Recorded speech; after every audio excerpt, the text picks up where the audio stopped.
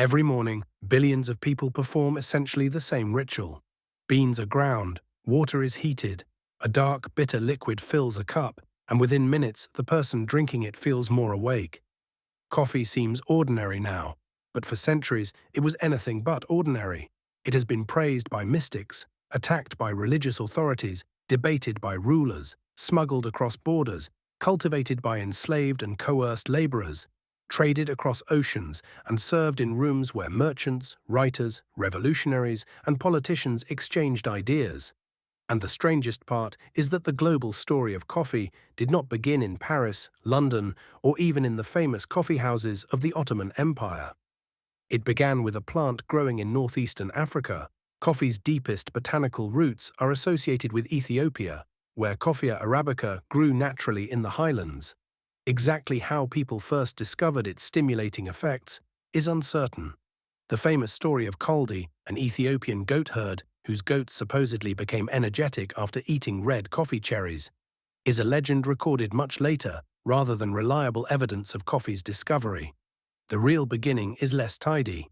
People in and around coffee-growing regions encountered the plant long before anyone wrote a neat origin story about it. But the crucial transformation happened when coffee crossed the Red Sea and became deeply established in Yemen. By the 15th century, coffee was being consumed in Yemen, where Sufi communities found a practical use for it. Their religious devotions could continue late into the night.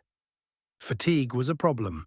Coffee helped them remain awake. Imagine a gathering in Yemen after sunset, lamps glowing against plaster walls, voices reciting prayers, and small cups of a dark drink passing between men trying to remain alert through hours of devotion. Coffee was no longer simply a plant. It was becoming a ritual. And Yemen happened to be positioned beside one of the world's great commercial arteries. Ships moved through the Red Sea, carrying spices, textiles, precious goods, pilgrims, merchants, and eventually coffee. The port most closely associated with this trade was Mocha. Today, Mocha sounds like chocolate mixed with coffee. But Mocha was a real Yemeni port, and for generations its name was connected to one of the most valuable coffee trades on earth. Sacks of beans moved from Yemen toward Egypt, the Arabian Peninsula, and the wider Ottoman world. Then coffee entered cities, and that changed everything. By the 16th century, coffeehouses were appearing in major Ottoman centers, including Istanbul. These places offered something unusual. A person could enter, drink coffee, hear stories, play games, discuss business, exchange news, and talk about politics. Instead of drinking alone at home, people gathered around coffee. That made the coffeehouse more than a place selling beverages.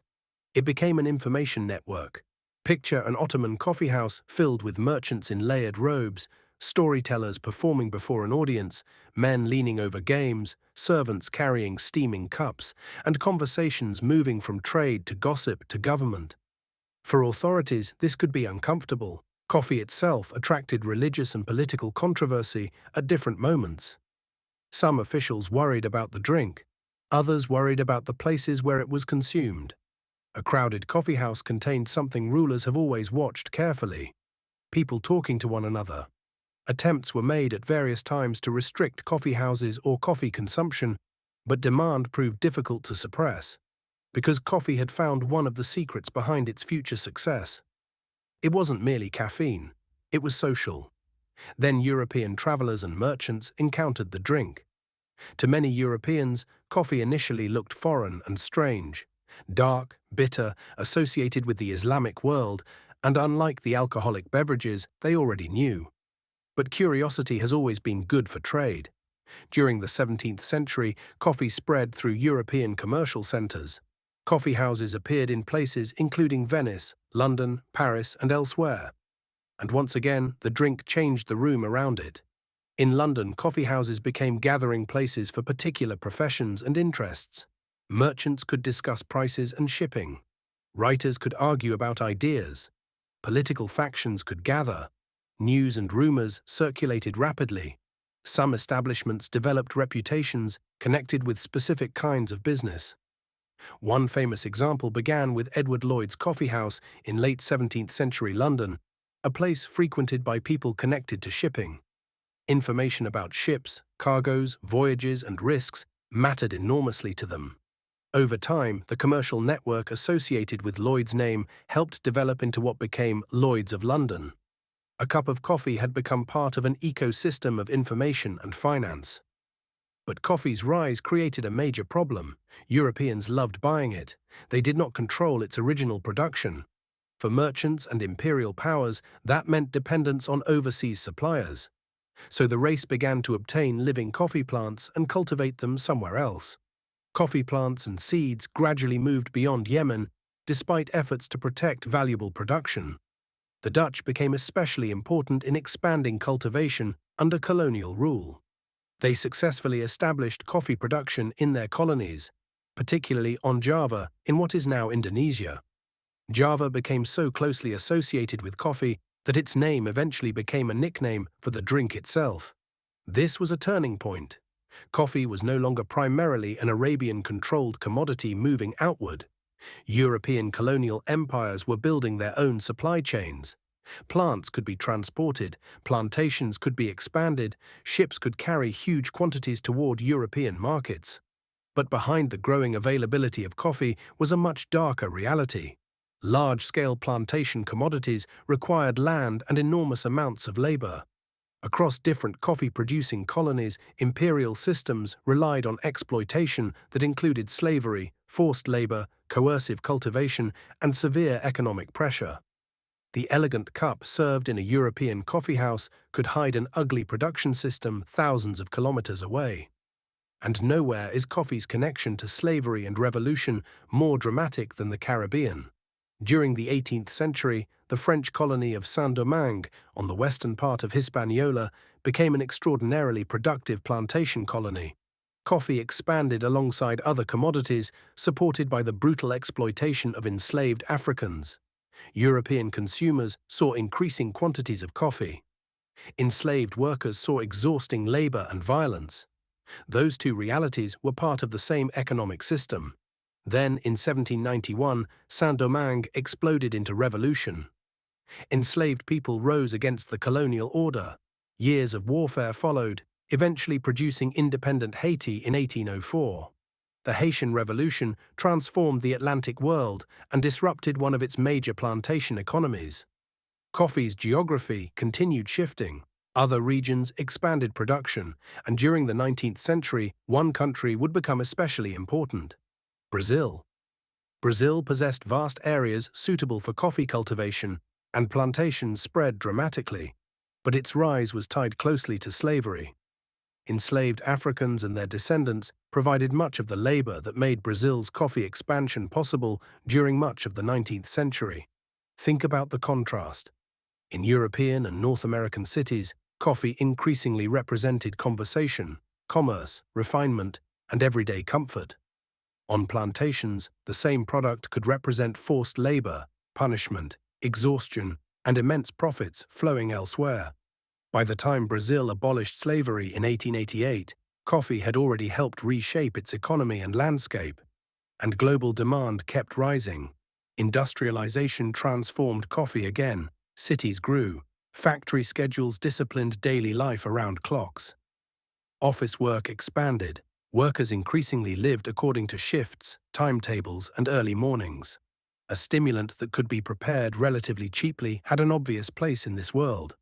Coffee became fuel for the industrial day, but preparing it still required work. Beans needed roasting. Roasting needed skill. Grinding took time. Freshness disappeared quickly.